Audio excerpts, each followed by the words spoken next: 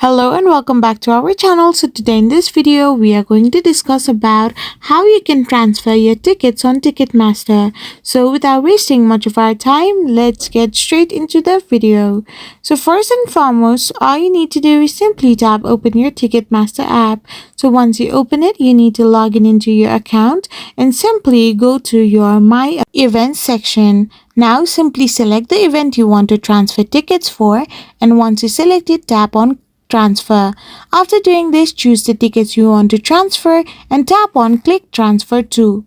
After doing this, enter the recipient's email address or phone number and tap on click transfer tickets. However, if you see that your transfer button is grayed out, the tickets may not be eligible for transfer. You can simply check the status of your transfer by going to the transfer history in your accounts. I hope you found this video helpful, so don't forget to hit that subscribe button and do give us a thumbs up. We will be back again with more interesting videos like this.